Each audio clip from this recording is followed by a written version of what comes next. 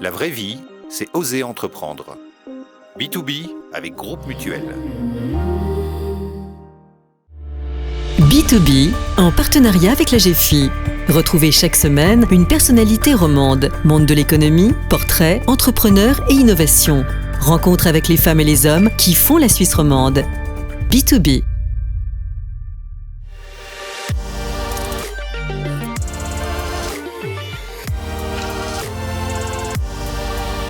Bonjour à toutes et à tous, très content de vous retrouver pour un nouveau numéro de B2B en partenariat toujours avec l'AGFI et son rédacteur en chef, Frédéric Lelièvre. Bonjour. Bonjour Vincent Magny, nous accueillons aujourd'hui un entrepreneur qui se met au service de plus d'une centaine de sociétés, groupes de recherche pour leur proposer le meilleur cadre pour innover, se rencontrer, développer leurs affaires. Il dirige le Biopôle, un campus dédié aux sciences de la vie installé sur les Hauts de Lausanne. Nasri Nahas, bienvenue dans B2B. Merci pour l'invitation. Merci d'être avec nous. Avant de nous intéresser vraiment au fonctionnement du Biopôle, portrait.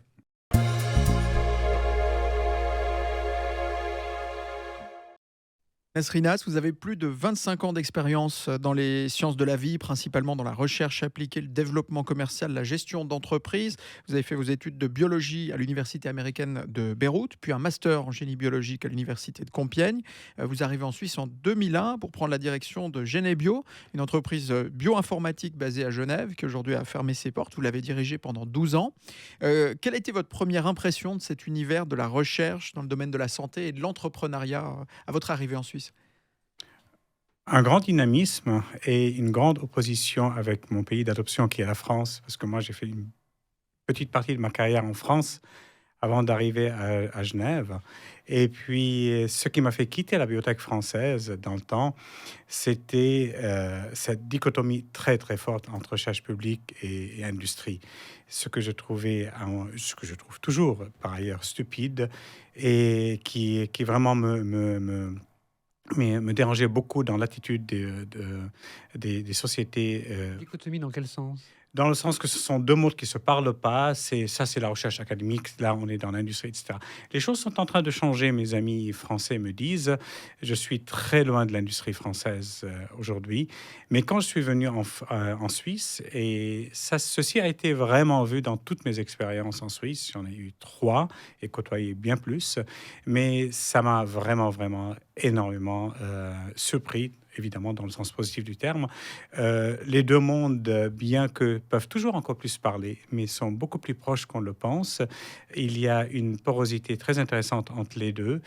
Pas autant qu'il le faut. Les gens ne font pas encore autant de va-et-vient qu'il le faut entre ces deux mondes-là. Une fois que tu quittes l'académie, tu ne reviens pas souvent, etc. Mais ce ne sont pas deux mondes qui se regardent en chien de faïence et qui se disent, tiens. Donc ça, c'est quelque chose qui m'a beaucoup choqué quand je suis venu là. Choqué, mais dans le sens positif du terme. Positif. À contrario, il y a des habitudes ou des façons de faire propres à la Suisse qui vous ont un peu interloqué dans ce domaine toujours ? La notion du temps est un peu différente entre même dans l'industrie. Encore une fois, moi j'ai démarré en 2001. Le monde a énormément changé quand je vois aujourd'hui les jeunes entrepreneurs de Biopôle et je me vois moi en 2001 quand on a commencé. Il y a tout un panel de services et de coach et d'accompagnement que nous on n'avait pas. Moi j'aurais rêvé en 2001 à voir ce que nos entrepreneurs ont aujourd'hui. Mais c'est vrai, il y avait un sens d'urgence quand j'ai commencé en Suisse. Peut-être c'était le propre des sociétés dans lesquelles j'ai travaillé, un sens d'urgence que je sentais complètement différent dans la bibliothèque française, qui était poussé un peu à l'extrême dans l'autre sens, en France et dans les deux sociétés dans lesquelles j'ai travaillé, que ce soit Genset ou Valigen. Il y avait une agressivité, une relation avec le temps un peu trop exagérée. J'ai vu un peu l'autre sens quand je suis venu en Suisse en 2001. Est-ce que vous auriez pu à un moment aussi vous concentrer vraiment sur l'académique ? Ou qu'est-ce qui vous a fait bifurquer et aller vraiment dans plutôt l'entrepreneuriat ? Alors, au grand désarroi de mon père, j'ai essayé 2 fois enfin 3 fois d'être docteur. J'ai pas réussi. Une fois d'être médecin, mais j'avais quitté la médecine après 4 ans de médecine à l'université américaine de Beyrouth. Ensuite, j'ai essayé 2 fois d'être docteur, mais j'ai pas réussi parce que je pense que je suis très ingénieur dans l'âme. J'ai commencé une fois une thèse en génie, en bioindustrie, une fois une thèse en management. Et les 2 fois, j'ai arrêté et j'ai pas été au bout de mon doctorat. Je pense que je suis quelqu'un qui est beaucoup plus ingénieur, un touche-à-tout, un solution-driven plutôt que quelqu'un qui va au fond de la dernière question sur le sujet sur lequel il travaille, etc. Et je me fais accompagner du coup dans mes équipes avec des gens qui vont plus dans le détail que moi. Et vous évoquiez vos parents, ils auraient souhaité que vous soyez médecin? Non, non, la médecine n'était pas, c'était un choix très très propre, mais mon père qui est un académique, oui, aurait bien aimé, juste pour la fierté, le plaisir, le fun peut-être.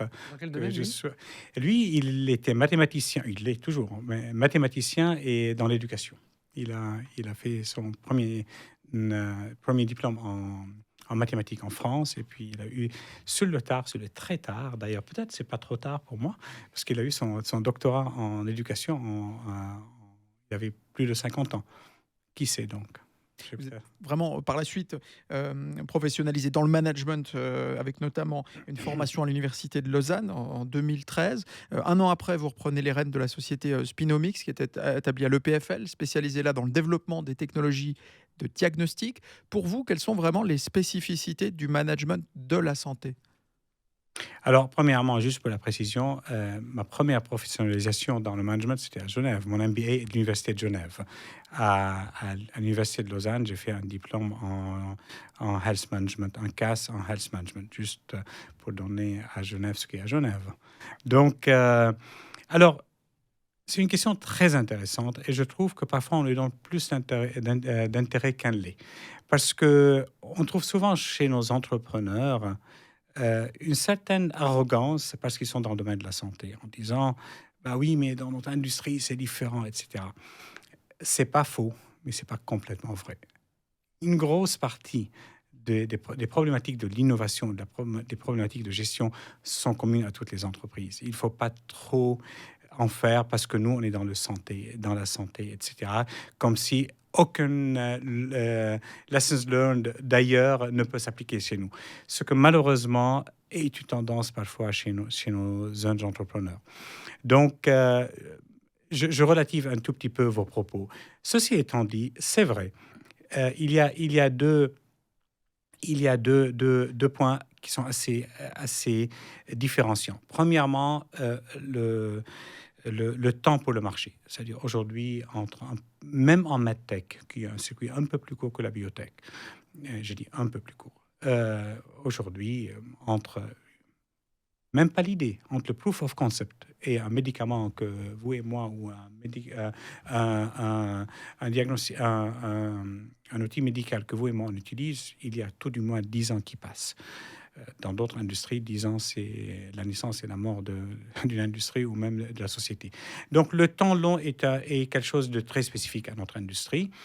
Et puis on touche quand même à l'intime, parce que le domaine de la santé reste, pour une raison que j'ignore par ailleurs, quelque chose de très, très personnel et très intime.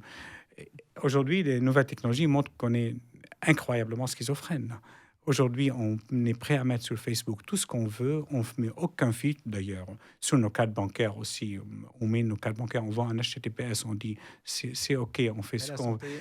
Mais dès que mon groupe sanguin doit être partagé avec quelqu'un, je pense qu'on en fait un peu trop dans ce domaine-là, mais toujours est-il, c'est ça qui est important, c'est la perception du client, donc du patient, qui est le plus important. Et cet aspect très privé, très intime de la santé, c'est une spécificité importante de notre industrie. Nasrin Haas, 2015, vous prenez les rênes du Biopôle. Qu'est-ce qui vous a motivé à prendre part à cette aventure? Alors, d'antan, je dirigeais Spinomix, comme vous l'avez dit, et puis On est très, très seul quand on est entrepreneur, encore plus dans cette industrie qui a ses spécificités et ses difficultés. On a beau avoir toutes les équipes qu'on veut, tous les mentors qu'on veut. À la fin de la journée, tu es seul à prendre la décision dans des industries dures où il faut nourrir X bouches, il faut lever de l'argent tout le temps parce que c'est une industrie très capitalistique. Et j'ai rêvé de moyens à dire, mais on peut gagner ensemble, on peut faire partie de quelque chose de plus grand que nous, qui peut nous dérisquer, nous délester un peu et sur lequel on peut se reposer. Et c'est cette vision écosystème qui m'a plu beaucoup. En 2015, j'avais déjà derrière moi une bonne quinzaine d'années de gestion de start-up, ce qui fatigue un peu. Donc, je me suis dit, tiens, si je me mets de l'autre côté, moi qui pense connaître en tout cas ce qu'il faut pour les entrepreneurs, etc., et peut aider à les créer, ça peut m'intéresser. D'ailleurs, c'était le propos que j'ai tenu au canton de Vaud, donc à Lionel Éperon, dans le temps, qui était la personne qui m'a recruté, qui était dans le temps le directeur du service de la promotion économique du canton de Vaud. Je dis, écoutez, si c'est pour construire et louer, ça m'intéresse absolument pas. Et puis d'ailleurs, vous avez meilleur temps à prendre un agent immobilier, il fera un meilleur travail.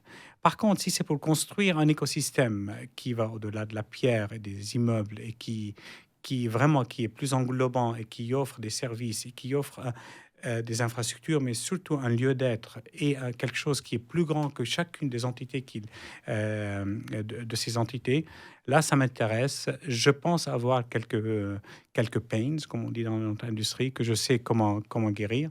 Et j'aimerais bien me tenter dessus. Et puis, ma foi, visiblement, c'est ce qu'il voulait aussi. Alors, dernière question plus géographique. Vous parliez de vos études à Genève. Vous habitez Genève.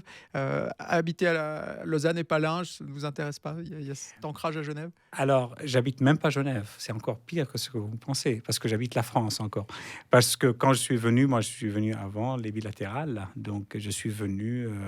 Donc, il était plus facile que je sois français. J'étais même pas français. Quand je suis venu en 2001, je n'étais même pas naturalisé. Quand j'ai eu mon premier contrat de travail en Suisse, j'étais encore que libanais, parce qu'aujourd'hui, je suis libanais d'origine, français d'adoption, mais suisse de cœur. C'est le pays dans lequel j'ai le plus travaillé, etc. Donc, pour des raisons familiales et puis scolarisation de nos enfants, c'était plus facile d'être en France. Et le dernier est sorti de l'école cette année pour rejoindre le PFL. Donc, l'action commence à se poser entre Genève et Lausanne. Mais avec les trains suisses, franchement, quand vous venez de Paris, croyez-moi, Ferney, Voltaire et Palinges, c'est très, très proche.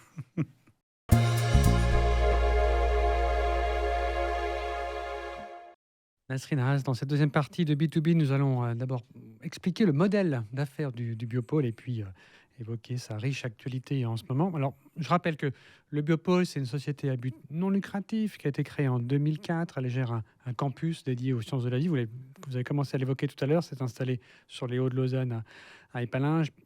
Quelques chiffres vraiment pour donner l'idée de ce que ça représente. C'est plus de 130 000 mètres carrés de bureaux, si mes comptes sont justes. Et si mes comptes sont justes aussi, c'est 20 terrains de football à peu près pour qu'on donne une idée de la dimension. Plus de 120 entreprises sont installées. Alors, il y a des startups vraiment au tout début de leur parcours, mais aussi des poids lourds. On a Fering, Roche, Le Chuve qui sont présents.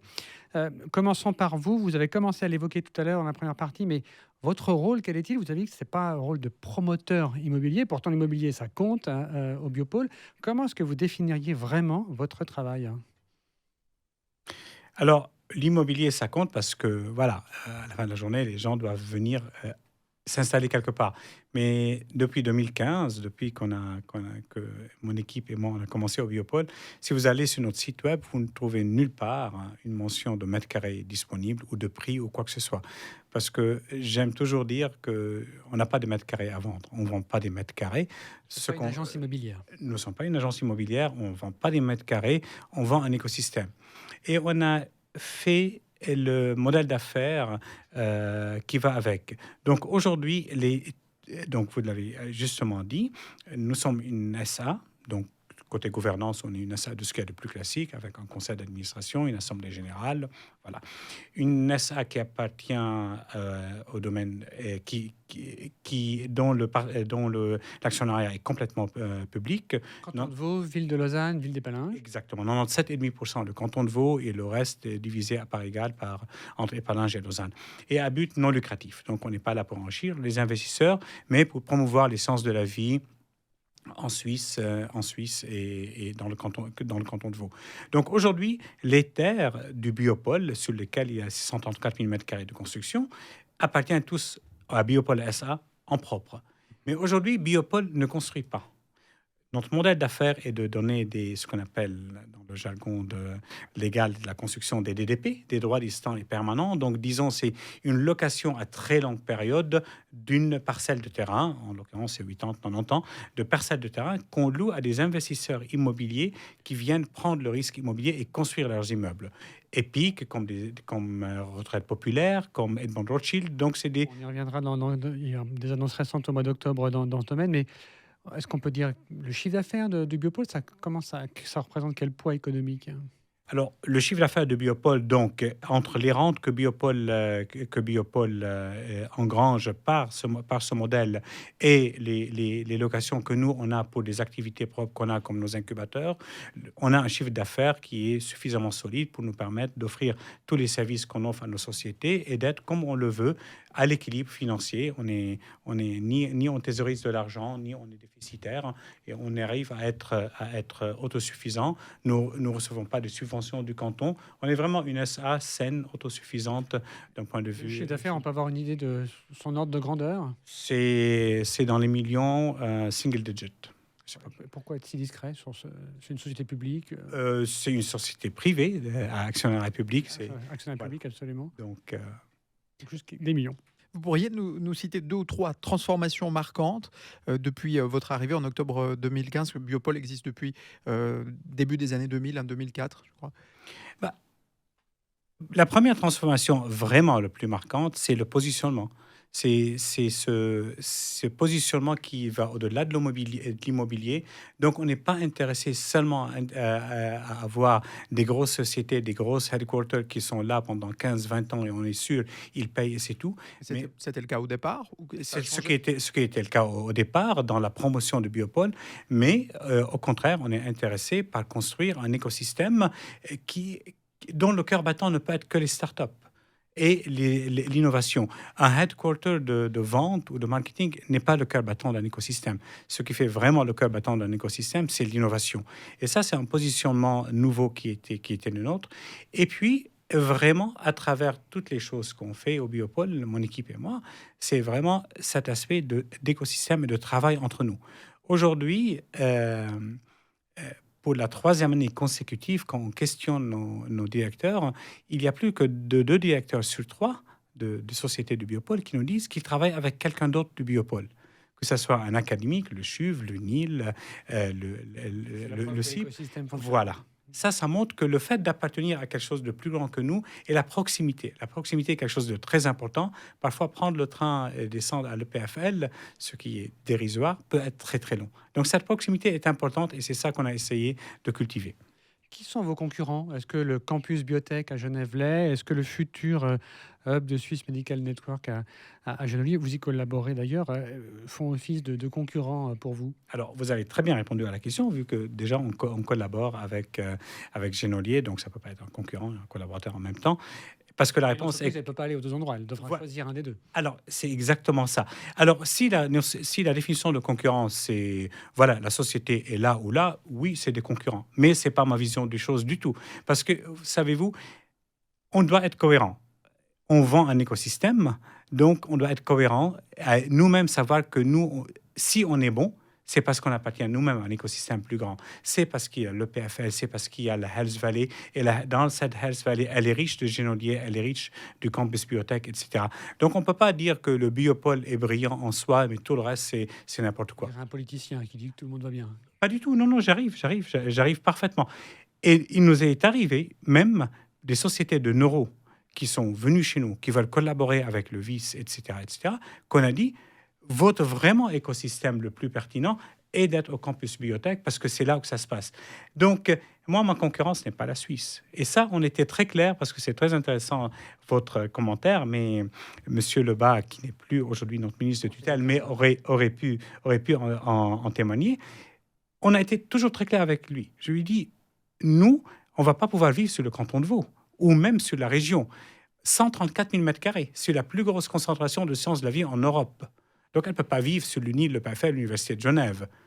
Et puis, ma concurrence, c'est même pas la Suisse. Moi, s'il y a une société qui vient et décide finalement de venir à Bâle ou à Zurich et pas au Biopôle, c'est pas très grave. Un autre jour, quelqu'un viendra au Biopôle et pas à Bâle et à Zurich.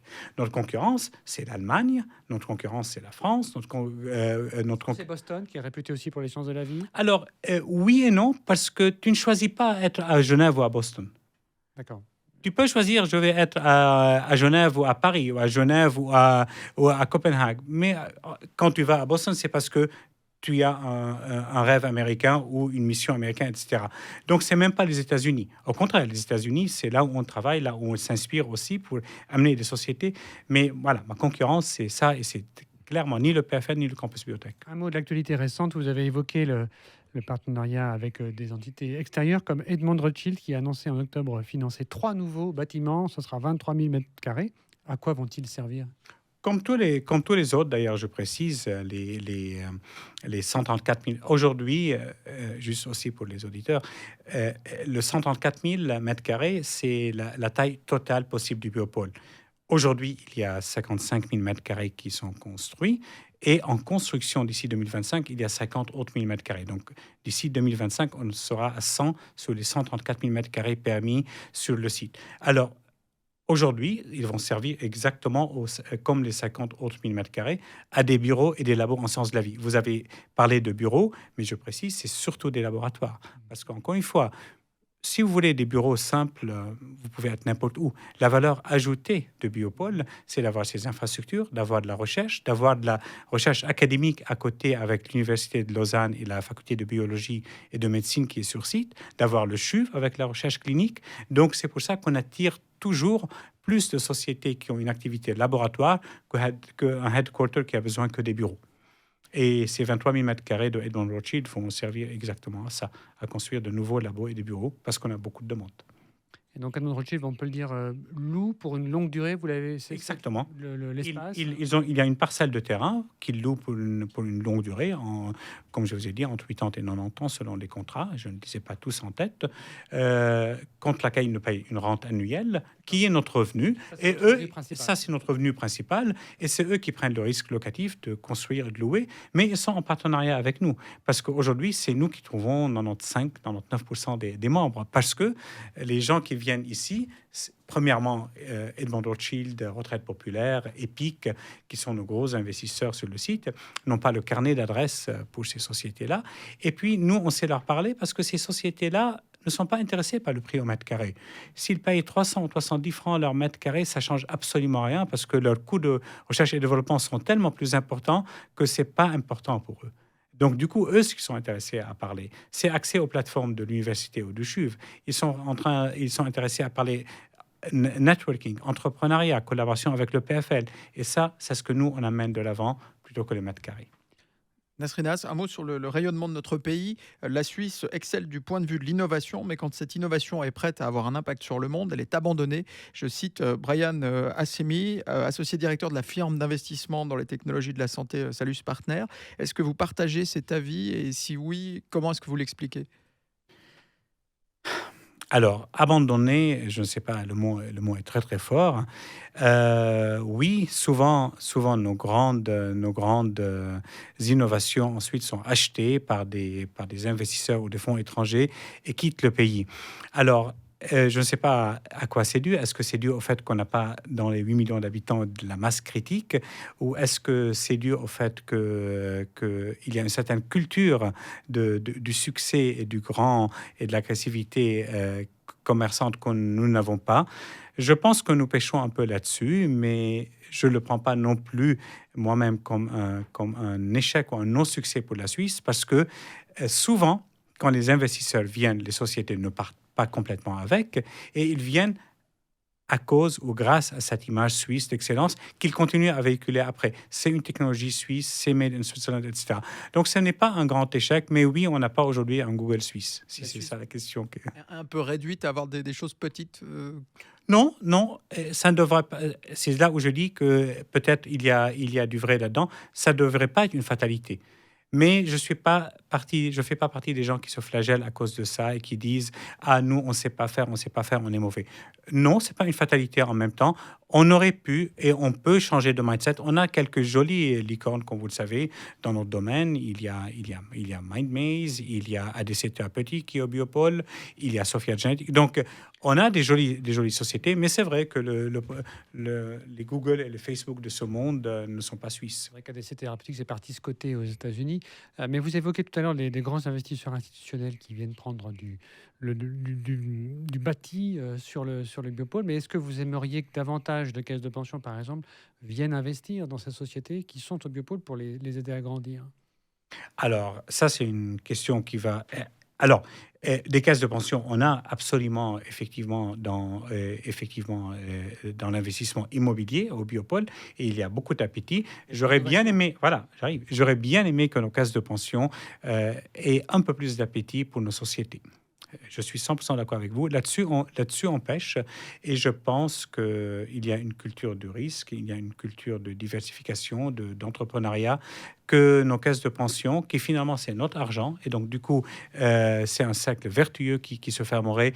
Et que si c'est pas un succès, ça reste aussi dans... pour le public, c'est aussi qu'il a investi dans sa propre technologie. Je pense qu'une des voies de réflexion par les caisses de pension est une très, très bonne voie de réflexion. Mais malheureusement, on n'y est pas.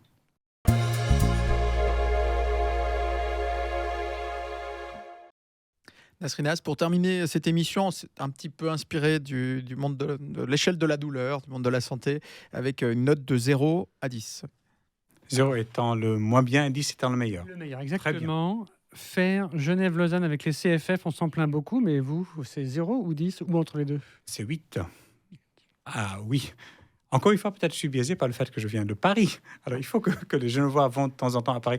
Non, franchement, 8. Il y a eu un problème à un moment donné à cause de cette grosse face. Voilà, non, franchement, 8. Payé avec Twint? Ah, 9. Juste parce que 10, c'est la perfection, mais j'aurais pu 10.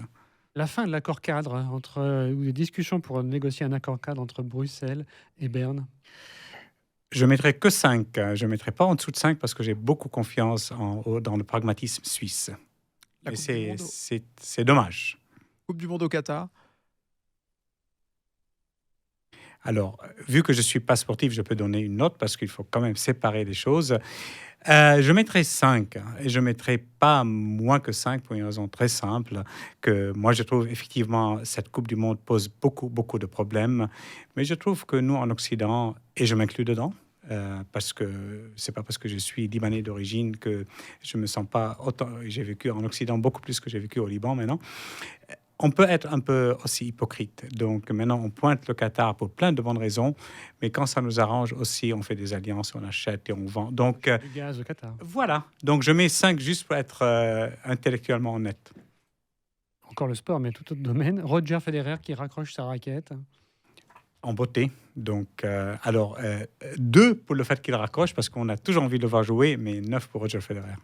La gestion globale du Covid en Suisse, pour terminer? Alors, je ne saurais pas mettre une note, mais moi, je trouve ça très bien. Moi, je trouve qu'on s'en est très bien sorti. Les chiffres le montrent. Et puis, oui, je ne sais pas, je mettrais un 7, un 8, clairement, parce que les chiffres le montrent. On a pu provisionner des espaces. Nos hôpitaux étaient à flux tendu, mais jamais en rupture. Et puis, ma foi, c'est comme dans mon industrie, on découvrait, on ne peut pas toujours prévoir le pire, donc on découvrait, et je pense que nos politiciens et nos hôpitaux ont su être très agiles. Merci Nasridas du temps que vous nous avez consacré aujourd'hui pour B2B. Merci pour l'invitation. Merci Frédéric. Merci Vincent Magny. Rendez-vous la semaine prochaine sur ce plateau pour partir à la rencontre de nouvelles entrepreneuses et entrepreneurs en Suisse romande. Portez-vous bien et à bientôt. B2B, en partenariat avec la GFI. Retrouvez chaque semaine une personnalité romande, monde de l'économie, portrait, entrepreneur et innovation. Rencontre avec les femmes et les hommes qui font la Suisse romande. B2B. C'était B2B avec Groupe Mutuel, l'assureur des entreprises et des indépendants.